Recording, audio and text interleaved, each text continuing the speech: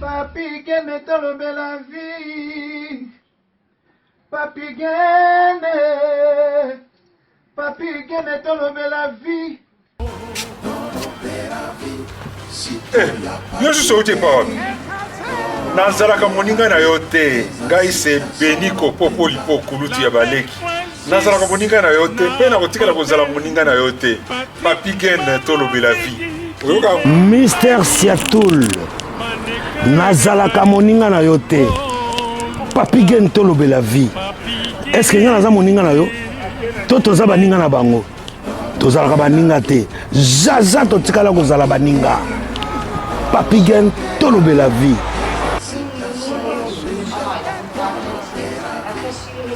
Ambro Jenny, Papi Gene, Nazara moninga na yote, Papi Gene.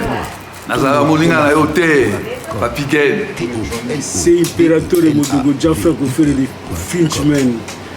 Papi Gene tolobe la vie. Est-ce que Nazara moninga na yote? Est-ce que Nazara moninga na yote? Papi Gene tolobe la vie. Nazalaka moninga na yote. Je suis pas ton ami.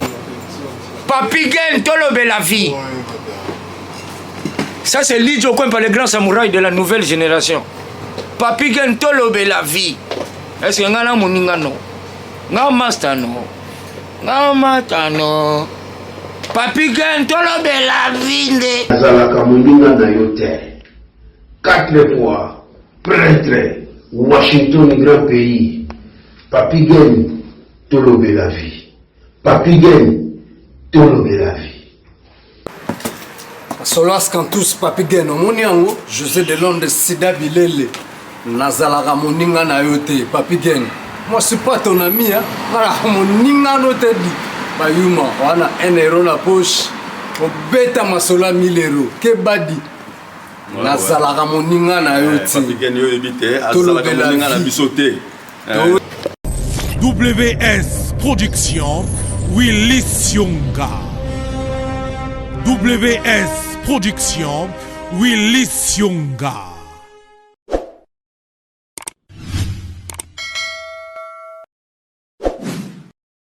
Chers amis, Topesi Binombote, partout, Bonanda Gabiso, na Tolobe la vie officielle. Encore une fois, Léo Nazana, Moko Yabana Congo, Moko Azakana Souci, Makasi, Pona Gosunga, Bande Konaïba Congolais, na Kombo ya Maître Doris Lutonadio. Na inde to meko solo là. Bando babenga mo belé balobi. Ça fait un moment Maître Doris amonani susute, azomona na te na Tolobe la vie. Oyebi yaza mutu ba voyage belé. Mais en tout cas, loko lazara na souci. Ya bande kone ba congolais. Yango ba gité, il faut aller ka to solo. Lelo thème na biso ezali comment préparer son immigration. Na bamboka to utaka. Parce que belé azoya kaka poto, c'est-à-dire tolobela yango et puis tokolobela, c'est-à-dire après rejet, mutu face à la nini. De tokendaka wana soko zui ki bota lisusu, misusu bakomaka au moins mutu pe ko beba. Sikoyo, qu'est-ce qu'il faut faire? Voilà, donc lelo to solo sur l'immigration, comment préparer son immigration. Banda na mboka oyo utaki. Et tant ozoya na mboka ozoya na poto, donc c'est-à-dire ozo kende ko s'immigrer. Il faut que nous s'enregistrer. L'isolé au bananenge ni dopo toyaka ngulungulu. Alors lelo tomeka tozu chance wana o meko solango na Maître Doris. Landa émission tindela ben de kono za na besoin ko bengse na poto tindela déjà émission yo ayoka déjà. Yo mo yoka pe tindela yi. Merci na Washington, merci na Jerry Moma na Canada. Un grand merci encore na Eric Shimanoka vice-président. Merci Didier Yi. Nazomona lisusu ipe Diego Kao de London. Platini Chipamba. Obe nangana yamba Maître Doris. Amona na tabunga. Hein? Emile Bamba de Zurich. Makambwane Simbaki. Voilà. Pesela ngambote na Bruxelles. Emile Bamba de Zurich. Maître Doris. Bonjour. Bonjour papi. Ah, na c'est comment là? Toujours belle. Maître Nabiso et... Ah, oui, tu as la chance de mettre Nabiso. Et ça, le plaisir, hein. Vous mettre Nabino, et avocat, Bosolani à Lingala, bobé traîner balangila, bobé tout, mais on sentir que moukou a bongo. Ça va sinon la famille ça va? Oui ça va, tout va bien. Ah ouais. Ça va par la grâce de Dieu. Si vous me belé ou ndeni maître de risque la côté le Scott Boland de Bissot bon tout maître de risque On a un bec qu'il faut s'en embêter, ça c'est sûr, c'est évident.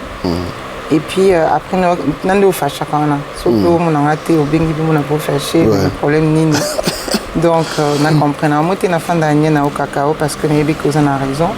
Mais après ce que j'ai toujours dit dans les quotidiens, toi maman tout ça là dans les quotidiens tout ça la famille tout ce qui parle bango dans les quotidiens tout ça musala et puis yebi ki ngana za un peu mutaba formation de gauche et droite nazo bima trop il y a trop ndengo tu je voyage trop donc des fois le calendrier nanga annuel ils allaient vraiment surchargé donc des fois surbooké il faut na luka créneau mo botone ba otia kokabolo na bino ni si le tout ça est fort to trouver moi créneau oyo ya on a yé bâtirer nga vraiment ya retirer ngayo na ye papi gen donc pour asilikasu te pas auto si kana makasi ndena bungi mikolo surtout qu'il y a zo pression na bino. Voilà. Dans maître de Russie numéro maître de Russie zalaka to afficher ngo te soki bengi ozana besoin na ye si seulement si ozana besoin na ye bengi to passer au numéro ozwa pika ka ye mo maître de Russie ozana mutu musuti et puis ya mbara na ye pour musana yango wana maître Léon na yambi yo to mekosola.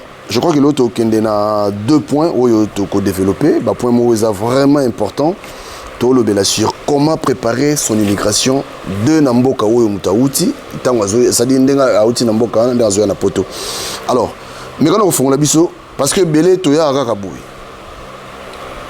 Mais quand on a préparé l'immigration, on a déjà bandé Namboka na Moutaka. Bah, tu as félicité. Voilà, merci. Parce qu'il a préparé un vena pour nous. Alors, comment préparer son immigration? Alors, immigration, on a habité ce qu'ils ont concept moko batuno so ba comprendre. Et ça na batebele ba koyoka kombo immigration na so ba mona poto. Tant sur Mboka Outi, Congo, Angola, Gabon, partout au Outaka, Maroc, Turquie, Grèce, au monde ayoka ne kombo immigration na te. Tant comme dans le territoire, il y a pays, il y a rêve naé, et cause à la Belgique, et cause à la France, et cause à la Canada, et cause à la Londres, partout, bokeh Suisse. Au monde que Moutayo découvrir terme il y a immigration mituna, immigration ils animent. Mon on a 10 ans et on a 10 ans il y a immigré. Il est dit comme ça mais sans pourtant à comprendre immigration ils animent. Immigration on a dit tout ce qu'on a lingal ils a quitté Mboka oyo za na la nationalité. Ils Mboka na pour que vivre en Mboka mususu. Pour se dire on est en bengaka ozo immigré na Mboka mususu parce qu'ils Mboka oyo za nationalité na ngote. Certes au Covid quoi kéri nationalité Mboka wana mais tous a toujours na origine mo quelconque o babenga ba autochtone do ba kolo mabele to za mabele o abiso za biso ezaniti RDC et awa motako ya kokeri nationalité belge française suisse canadien allemand tout ce qu'alingi sauf que aotika la toujours d'origine congolais ou congolaise wana eko changer té alors tant yo oza na pensée wana déjà et bandi ko mûri na mutu na tu te dis il faut que nous vendre dans tel pays.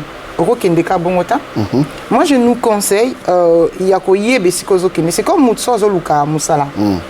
Quelqu'un d'intelligent a une entreprise a postulé ils ont dengeni ils fonctionnent dengeni ils ont combien de salariés bato balongwa na mboka na balongwa pour na musala plutôt balongwa pourquoi salaire na bango est-ce que ça va est-ce que respect il y a hiérarchie ezali est-ce que possibilité il y a ko évoluer na musala na poste na ezali après le entreprise poste oyo lingi au postuler est-ce qu'ils sont vacants est-ce que poste na ils correspondent à la profil na yo na battante na yo na projet futur na yo donc il faut vraiment au checker au moins suffisamment d'informations ici qu'on lingo postuler c'est pareil aussi sur lingo immigré et aux important oye ba mboko lingo kende et le langue nini est-ce que langue on a yo lo bango est-ce que vous avez la facilité à s'intégrer sur au commis niveau na wezanini est-ce que niveau na oza facilité aux musala dans un niveau T, nazo projecté l'obinance dans la formation.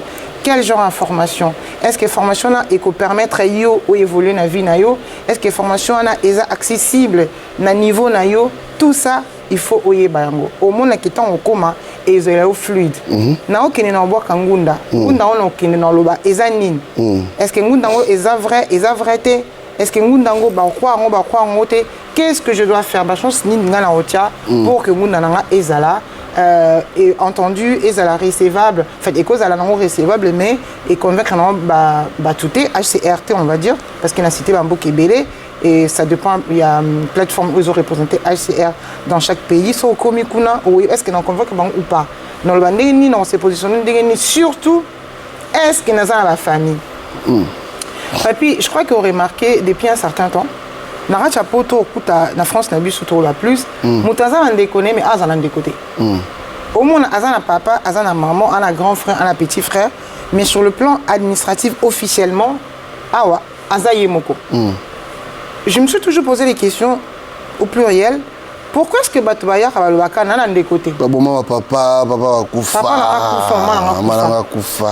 il y a des fois même les gens qui viennent me voir poto c'est que sa maman là hier il y a des gens qui viennent me voir pour ça. Maman, si ça nous sort à la personne maman fait quoi que maman fait quoi autant que les solo na ndenge ezali est-ce que possibilité ezali ya ko sekisa maman wana o bobomaki ya ko sekisa mwana wana o bomaki muso sazo tansu mwana na alobi azayi ta cha mutu mususu babaki ko tiante parce que il faut age moïse na muke age mwana na soko tie et aux la en adéquation té aux la correcteté donc ça peut créer des répercussions sur toi et bien ça m'a solo non il faut ça la mwana té obomi mwana na yo obomi baleki no bomi tout le monde et après avec les temps on se rend compte que mais quelle bêtise le peut-être maman non peut ailler maman non azoko ka profiter na statut na hoté pourquoi parce que est-ce que c'est important ya oboma maman non pose-toi la question tant yozo ça la réussi il y a histoire na yo consulter ba professionnel ba conseiller non mais c'est important non mais ali solo pe asombaki yango tant mutabetera ke li solo na bino boma maman c'est quoi ça mais il y a pas que ça en fait il y a pas que ça parce que ceux qui montent le bin fait à la cabo est-ce que vous obligés au landa kama ba concernant la question est-ce qu'il y a pas d'autres conseillers Moutamaïele, quand je dis maïle, non parler au niveau de la classe T, mes capacités pour réfléchir, Moutamaïele, alinka ko comparer.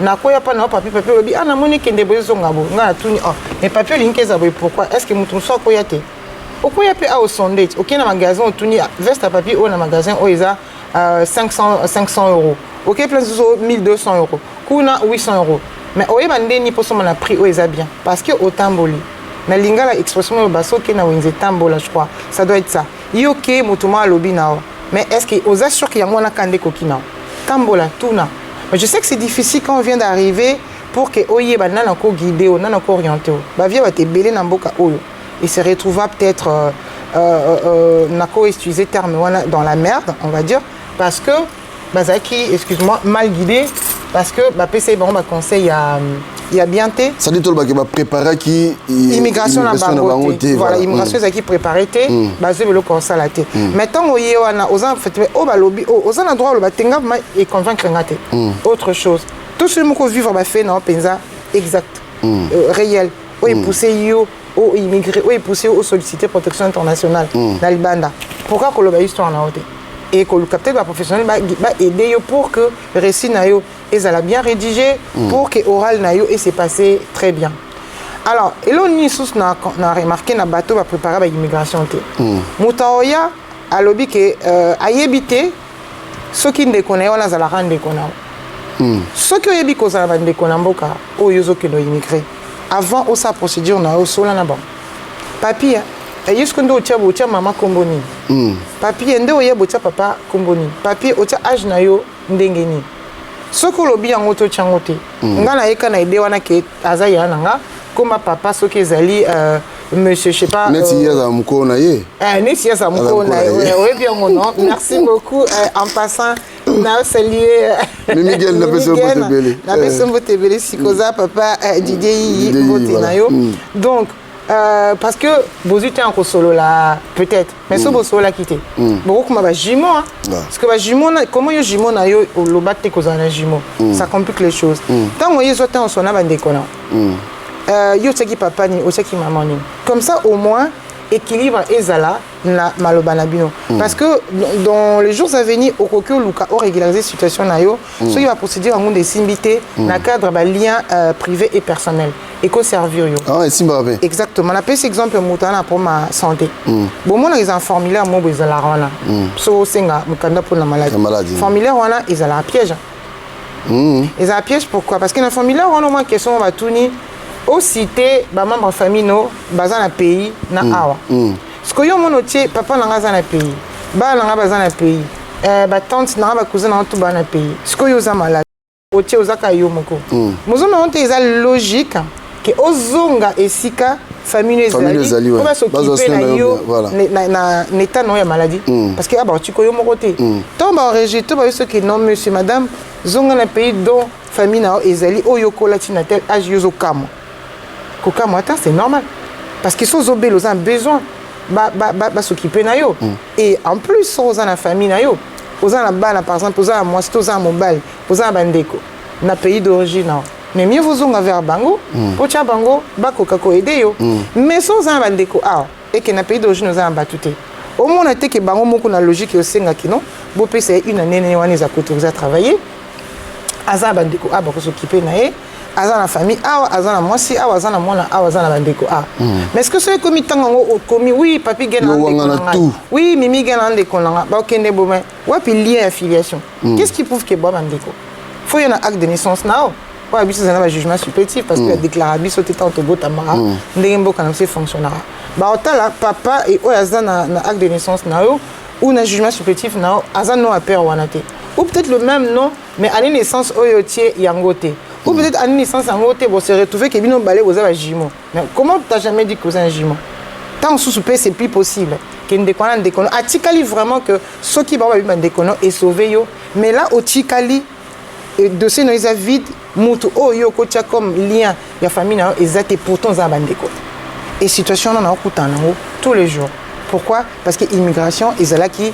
préparité tant il y a immigration à préparer aux attentes au qui m'embango te oye bandi na ok na komela wapi na on vend pendant combien de temps après nous en a besoin il y a des éléments nini quand tout est préparé même si vous arrivez à convaincre na yo office dépose au statut et à protection internationale il y aura d'autres moyens oye ko bima pour que yo ozala régulariser et d'autres moyens c'est-à-dire faut bien outiller wana ezali na préparation na yo wana à partir des jambes kaozozwa nazo kende bon OK par exemple na visa papi est-ce que yebi que tous en a deux sortes de visa tu as visa D na visa C visa D et visa il y a long séjour et visa long séjour équivaut titre de séjour il y a une année avant pour la moto à préparer immigration na tant yo yena visa D na yo kobo sanate tout de suite il faut enregistrer ngo na compte ANF tant enregistrant ngo ba osenga yo futa terme parce qu'on a bossé 250 280 euros si je me trompe pas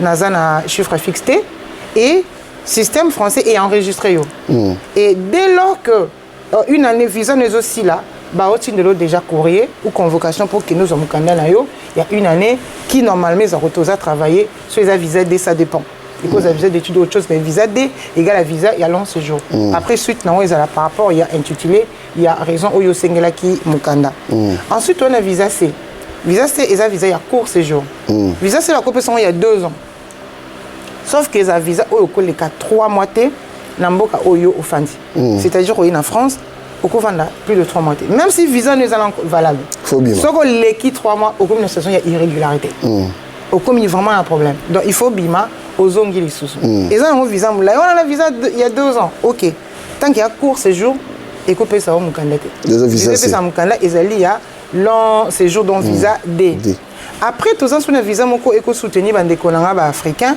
et ça visa il y a visiteur visa visiteur so ozui yango et ça mukanda sauf que mukanda na peut permettre de travailler tant aux visa il faut prouver que pendant tous ces temps où ils ont une station il y a régularité parce que ça visa au vivre mais n'ambon on a yomoko c'est-à-dire au vivre n'ambon n'ambon en France donc au salaté au ko senga système il y a aide sociale bon on a yomoko ndem te permettre au vivre en c'est-à-dire il faut prouver revenu na yo faut prouver ba ressources na yo ou il a que qui va couper ça yo visa wana visiteur ou ils a visa il y a une année donc on va dire une année il y a régularité mais au requis jamais que ça au travailler donc au vivre en bon on a moko et sachez aussi que autozaka na possibilité il y a qu'on renouveler ba visa na biso sur place sur le territoire français et là qu'on a peut mingi ba e bangote et aussi au coquille peut que un regroupement familial sur place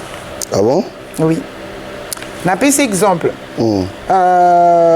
nakopesa exemple ni tozwi par exemple madame Fouemo, Niki Fouemo, je te salue là où tu es, Massissi, aza na situation ya régularité. Tant azali boye ayeko zana mobile o bazani awa aza na situation ya irrégularité. Pour que a aider mobile wana aza na situation ya régularité, surtout si basoki baza ba ligne za makasi. Bana bakozala beaucoup paxé, beaucoup sans mariage, à cause la demande, il y a regroupement familial sur place. Il y a un serfa où ils allaient pour remplir demande de regroupement familial wana, beaucoup de signes au fil, instruction dans les 6 mois. Vous avez réponse pendant 6 mois. Si tous les éléments sont réunis et que le dossier est bon, bah peut s'appeler conjoint ou conjointe ou bana ou kana parce que c'est le regroupement familial sur place. Tout ça, ça fait partie pour préparer l'immigration now. Voilà. Quand on y quand on a cadre d'immigration now, on a ma grâce aux Mukanda. Après il faut vivre. Tu se retrouves à la moutaza Mukanda mais à vivre. C'est-à-dire à salate. À zo baté dans sala nin. Parce que justement immigration na yé ezala qui préparer té. Tant on a préparé bi que à son akeso ke simbi. Na sala bon. Na sala bon. Et simbi nga pas na envisager ndé bande konami bande ngazana sa formation aide-soignante. Mais qu'est-ce qu'il faut pour bande sa formation aide-soignante? O bandandenge nin. Tout ça sont aux bonnes informations et aux allez bien. Mais sans aux la information té.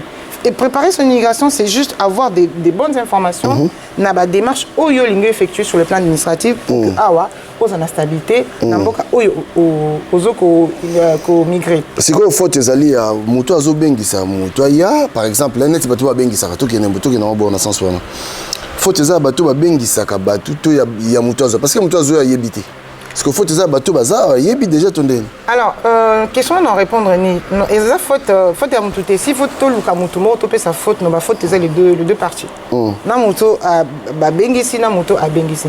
Parce que ming na mon bateau a bengisa, ezalanini, a mutumo a oumela. Or loi na ma pays européen échange tout le temps. Hier, tous qui na Angleterre qui faisait partie de l'Union européenne. Les a sousté parce que c'était salami et bima nango et ça sousnati il y a Schengen des ans Schengen té kuna mambébé les changer parce que mouton y a qui Londres par exemple toko le 10 ans ou 20 ans quand ça au pays les années montant mouton aux nationalité anglaise ou avant awa soit linga pe samos ne mukanda et ça ndenge moroté ndenge zalaka peut-être de cela quelques années passées membre changer nga année où nga na yaka ba procédure tout nga et par exemple y a bossé nga ba mikanda tout ça échanger parce que ton mouton azoya a peut-être d'informations ndenge ya yebeleli tant yo ke ndomona keza ngote allez comme il peut sujet à il y a dispute et créer animosité sous prétexte que l'autre a guidé au mabé azamoté mabé. Moi j'ai entendu des gens dire que a foutre le minerval malingi ozwate or azaki na bonnes intentions sauf que l'information n'est commis démodé plutôt l'information n'est commis archaïque l'information information kala voilà après information kala yoyé donc on sala on après il y a commis mutumabe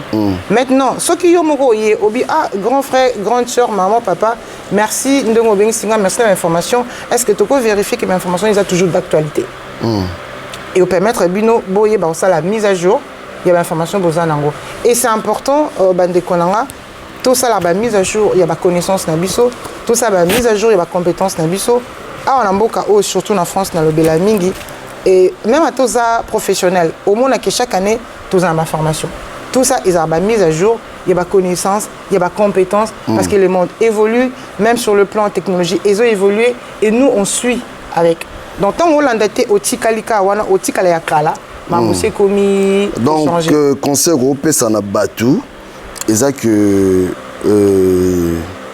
parce que bateau baïbi na mo loi té par exemple hier ibika makambo ya kala or makambo ya déjà démodé conseil européen sur motoyer il faut baluka professionnel exactement donc c'est ce que j'étais en train de dire tout à l'heure dans le cas il y a azani les informations ajourtées il y a pas ayeko il y a ayebi na été je vous conseille il y a luka professionnel voilà luka professionnel ils la carte que nous que luka avocat pour foot mbongo na lo bango toujours l'émission à kala tout ça ba point de droit tout ça ma maison de justice l'équipe sociale pèse à l'arab certes à travers ce sonio sobaye ba na bango droité on va limiter par rapport à il y a domaine d'activité où il y a azoko ça là lieu au azoko exercer mais sinon il y a des choses, il y a des écrits, il y a net même, na Google pour trouver des informations, il faut permettre au maître au acquérir la connaissance et puis au mettre aussi à jour connaissance pour que s'intégrer dans mboka aux alliés. Donc c'est hyper important. Toti kaba biloba loba, toti kaba juriste yanzela, toti kaba avocat nzela, toti kaba médecin banzela, toti kaba travailleur social banzela. Il faut vraiment le cas professionnel à solo pour avoir bonnes informations et permettre au yebande nini okoki s'installer na mboka oyo okomi. C'est important. Et nazolo bango toujours ceux qui posent mon candidat, vous a rejeté, par exemple, la procédure, il y a demande d'asile, et que et là, au morose, sous-souté pour au sala. Vous avez débouté dans le CNDA, vous passe, vous souffrir à ma casse. Il y a même, même, tout ça, le bail, pour ça, c'est suicidé. Abina galera pour na comment je suis passé par des moyens inhumains, peut-être, voire même dégradants, pour qu'ils atteignent l'objectif no ESA Europe. Étant au commis aux associations déboutées, aux rejetés et surtout ceux qui ont été faits, qui sont obligés de quitter le territoire. Les gens ont mal. Alors, on a mis tout pressé à Luka. On a mis une solution, pour tout de suite, on a pallié le fait que la procédure et protection internationale est invitée, on a autre chose pour qu'ils permettent de régulariser. Non. Quand vous vous retrouvez face à cette problématique, respirez. La première des choses, je nous invite à respirer. Au respirer, au sali deuil nao. Au sali deuil nao, c'est-à-dire que pour moi. On a deux qui bottent. Non, le bela. Il y a au fra, na CNDA. Au respirer. Au sali deuil nao. Comme j'ai toujours dit, quand ça deuil est la facilité. Quand ça la deuil n'a vrai sens, c'est un mot deuil et la facilité. C'est compliqué au sali deuil. Parce que deuil, ils en a 5 étapes. Étape à niveau au deuil, ils ont annoncé yo. Aux huit régés. Ça a choc. Choc vraiment. Choc on a oublié, mais est-ce que c'est vrai? Moutako Kouya, Moutako Bela, Moutako Sala, je sais pas moi, crise ou tout ce qui va avec. Deuxième étape, il y a des nids. Au beau yang wabina. Tant sous babo sani. Tant sous possibilité moussou ezali. Aux olinga o se consoler. Et puis après, troisième étape, c'est la négociation. Comment négocier? Mais est-ce que moi, j'ai na procédure supérieure pour que est-ce que moi, j'ai na bâton na CNDA pour que basamba mabe mettre est-ce que etc. Bon, tout de suite l'inca réouverture à dossier, on va en parler. On a nous eza étape à 2. C'est-à-dire au commis au négocier et le quoi na eza yangote. Solution sous et mon pour que au coca kobongisa situation na yo. Après quatrième étape, ils étape à dépression. C'est-à-dire dans un moment on se rend compte que c'est fini. Ngunda penza, c'est fini. Donc on a rejeté l'enfra, on a débouté na CNDA et là on se rend compte que Corée Ango na zu penza okitef do fona bimalamboka o. Nga penza esili. Au talipé et papi gagne grand frère nanga mais écoute azane grand frère nanga té. Au taliboye je ne sais quelle personne ou à petite chambre, à petite chambre, tu vois ce que je vais faire? Tu vas faire. Au commis, liboma, la dépression. Et dans un moment la dépression, j'ai entendu des gens me dire Naïna s'est suicidé. Il y a d'autres qui m'ont dit Naïna zonga. C'est-à-dire qu'on a souka quoi. A commis vraiment la souka au kokate. Après dépression, voilà, bamsous va avancer. Au moins avancé, soit bien accompagné, avancer en acceptation. Tant accepter que bon, maintenant, étape oyoyo, et c'est l'équipe. Les vins tirés, il faut le boire. Qu'est-ce qu'il faut faire? Tant qu'on accepter, c'est en ce moment à cause de ce que deuil nae, andimi, à quoi qu'il faut avancer. À quoi qu'il faut résiliente. La résilience est la capacité, il y a ça là, dans la faiblesse, il y a une force. Donc bon, échec oyo, et puis c'est une force. Force on a ça. Moussou au monde laquelle nous ça dans ça na molili. Moussou ça dans lequel nous pour acquérir ça là, parce qu'il faut à vivre. Tant et les cas. Parce qu'au fur et à mesure où mais là peut-être en Europe et au permettre au lobby au bimisa nos autres possibilités pour que régulariser situation na yo parce que Moutouana a accepté et a commis résiliente et la personne veut faire de ses faiblesses de ses échecs force mon kobo mais malheureusement ils ont battu sous ça la cercle vicieux c'est-à-dire choc déni, négociation, dépression, azongeli sous. Choc, Moutouana avance à rater. tant avancé tu as tourné bongo sans si tu se retrouves face à bateau à ça 15 ans 20 ans à ça mukandate parce que peut-être et c'est pas seulement la raison hein.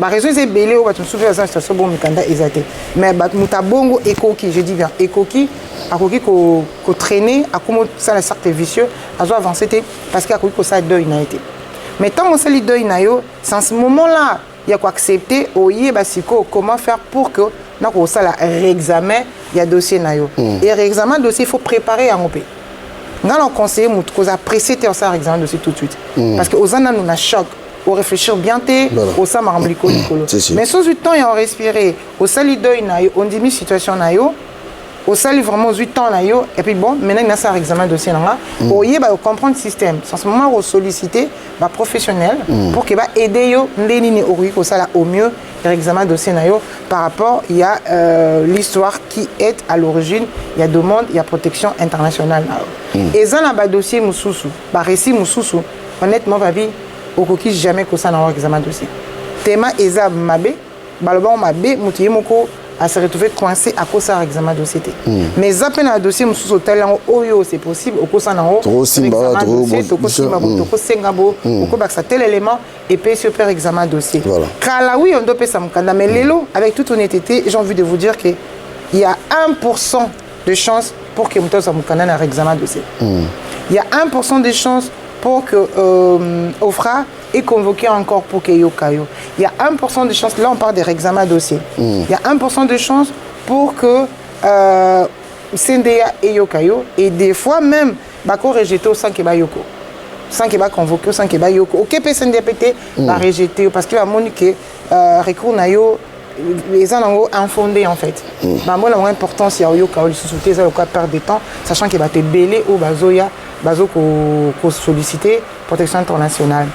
Et il y a quand même une bonne nouvelle. Dans la procédure, il y a un cadre immigration. Et ça là, qu'à la fois, quand les gens qui sont en France, je parle de la France, sont au Sengi, ou à demander l'asile, et qu'on a un problème de santé, en parallèle, au conseil de demande, il y a régularisation pour raison de soins. Procédure non de Okende. Ils ont continué, mon Sengi paye sous son moment.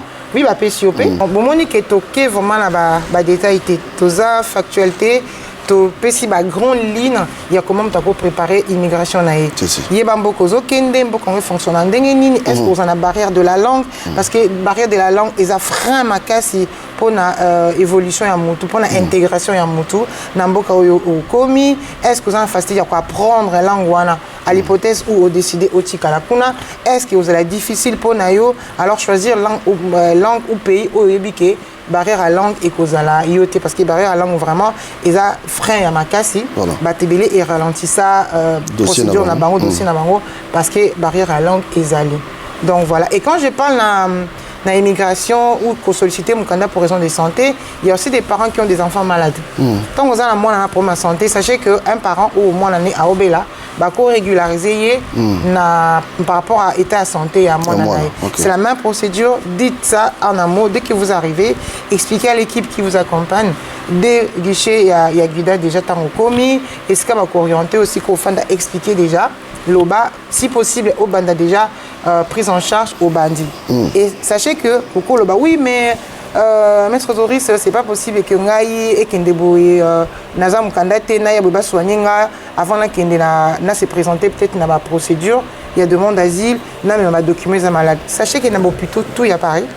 Dans un service moko passe service soana ils ont en charge ba tout au baye sika ba na protection socialité. Tant on a couverture socialité il y a que hôpital Nyonso, il y a Paris, il y a Mounene, ils ont un service, moi, bien un service passe. Ceux qui ont un service passe, au lobby qui est malade, avec un Samukanda, passe et il y a une vidéo pour qu'ils soignent le temps qui va orienter vers une couverture, ils ont adapté la situation.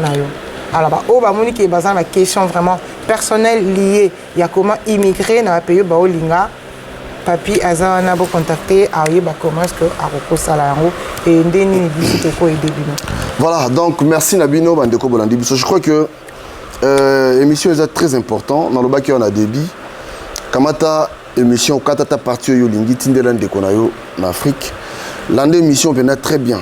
l'année mission parce que biso tout ça au bien c'est simple chose à tous est comme on va dire qu'on a besoin de comme ça baya alors la procédure il y a que ça là les amours est belé na quand émission to aussi ça ngote oyoki soit on a besoin il y a plus d'informations numéro de choses affiché on a bien biso to passion numéro maître Doris direct na lobaki na debi ayambaka na ye tout si c'est yo peut savoir badumbote na ndenge wa na ndenge na biso na linga kita bakisa une chose qui sont autour qui en ceux qui responsabilité il y a tort ils a partagé ou ils a juste na moto abengisi moto et j'ai envie de nous dire que ceux qui ndeko bengisi moto tant moyen zana franchise oyebise comment on a bengisi aux aleki na mais awa wa aleki na raté alors na moment na jabo yeba est-ce que possibilité zali pour moto na zonga aleki na ou pas et cause la peut-être na mikanda ni ndenge nini au sango pour kazonga ndekone mais so yebisi était tout yebisi tard et que ça la procédure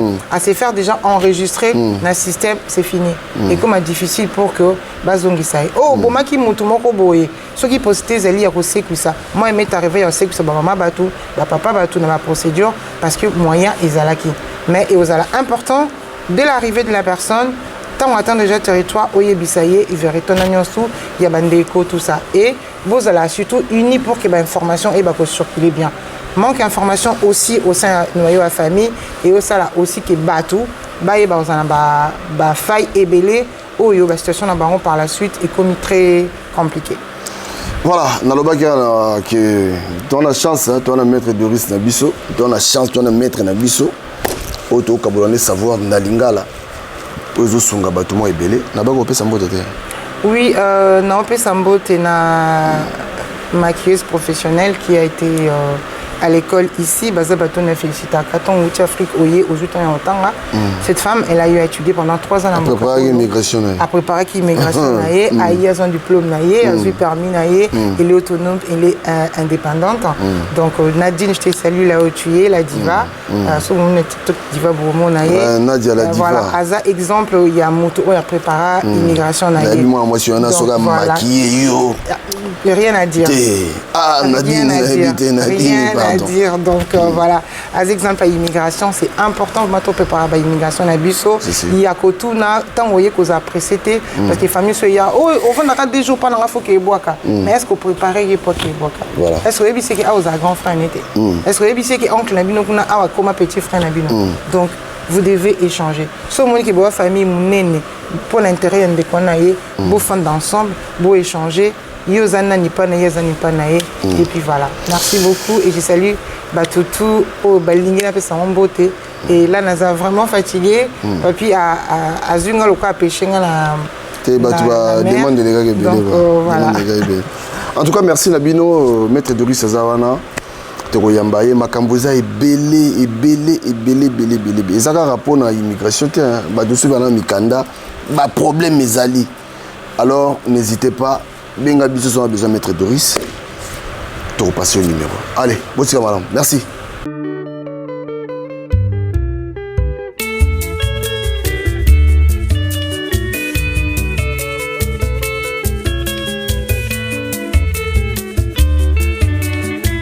Sophie na lembi na mituna ya baninga bakosala nyonso mpona beba o ngai mwana ya suka na libumu ya mama. Mon mari est capable akosalaka nyonso kaka po bosuka. Mon mari est capable sekele amona tonanga na bomengo nanga.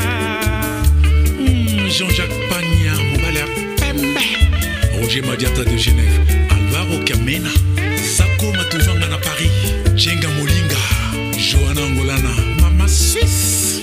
Ngai Sophie na lembi na mituna ya baninga bakosala nyonso mpona beba o ngai mwana ya suka na libumu ya mama. Mon mari est capable akosalaka nyonso kaka po bosuka.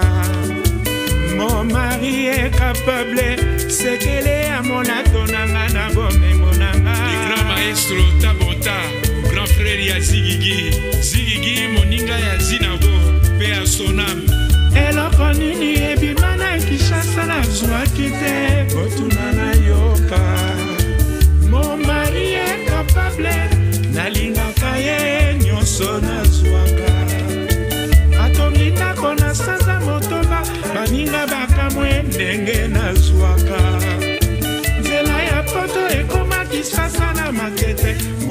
nyonso nga nakendaka. Mobali nanga avocat, mon mari est capable nyonso nazwaka. Junior qui sensit la force tranquille, Antocha Korobela, Samy Cointreau de Belgique, Didier Sanda, Anemas. Grand prêtre mère, Anne-Marie Bichiloa, loi de l'homme, Fanny Kembo, Helvétique CH. Elle a connu ni ebimana Kishasa na zwaki te, otuna na yoka. Maria Kitoko. Mon mari est capable, nalingaka ye nyonso nazwaka. Anaïs Meta, Mama Isis. Kona sanza motoba, baninga bakamwe ndenge nazwaka. Nzela ya poto ekoma Kisasa na matete, mbula nyonso nga nakendaka. Mama Chocolat, mobali nanga avocat, Paul Mungeche. mon mari est capable nyonso nazwaka. Mishingita Kongolo, grand prêtre mère, prêtre des prêtres, Basel. Yolito de Belgacom, Royal Plaza. Julienne Koulamambo, Switzerland. Makambo Finda, en direct de Bruxelles. Tosali Kokoba, c'est Kokoba. Elle a connu ni ebimana Kishasa na zwaki te, otuna na yoka. Mon mari est capable, nalingaka ye nyonso nazwaka. Atongi ndako na sanza motoba, baninga bakamwe ndenge nazwaka. Nzela ya poto ekoma Kisasa na matete, mbula nyonso nga nakendaka. Mobali nanga avocat, mon mari est capable. Grand merci à tous ceux qui nous ont assistés de loin ou de près. Vraiment, surtout au caméraman Jérôme Tatamapassa. Et à tous les mélomanes qui nous écoutent. Merci, merci, merci, un grand merci. Sans oublier Moukouboua Pacheli de G.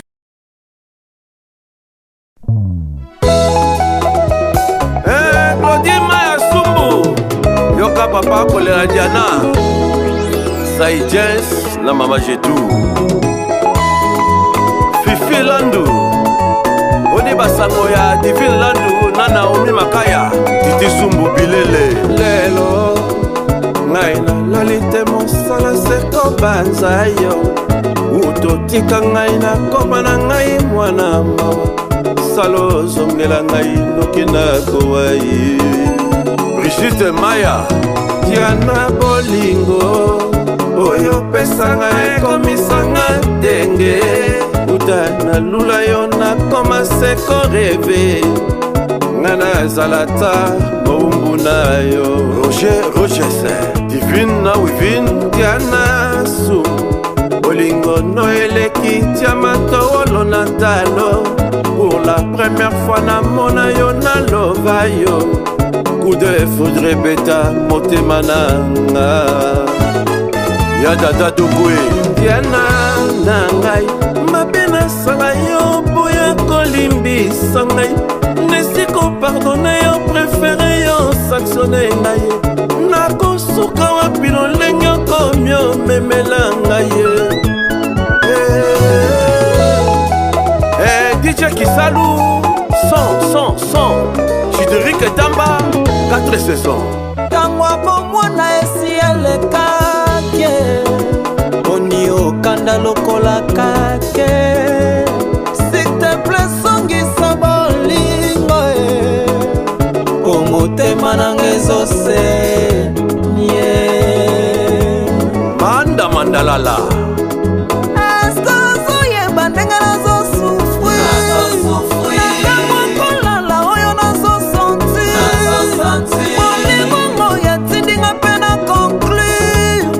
Mipesa na losambo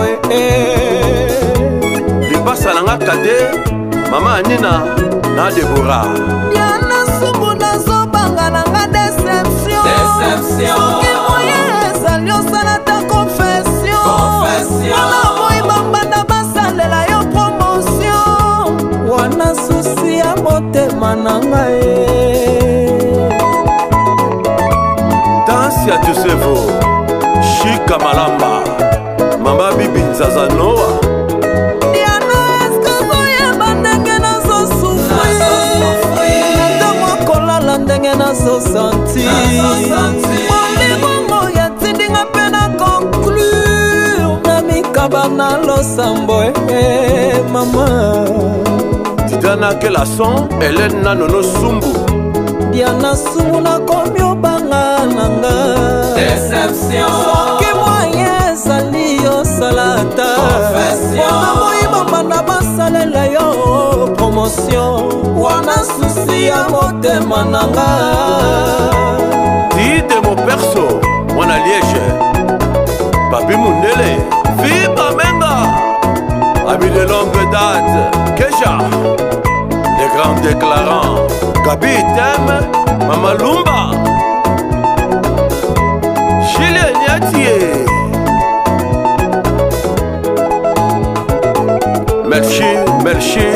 Merci Zedek Mama Jolie Madame Aimée Namokolanga ya suka ya natango toka mwanaki Nilope na nga talo ngana lingaka yo Obwaki wapie Jana bolingo na nga obwaki wapie Bolingo ya bomwana jana obwaki wapie Ulrich Tondo Yakatobi na rumba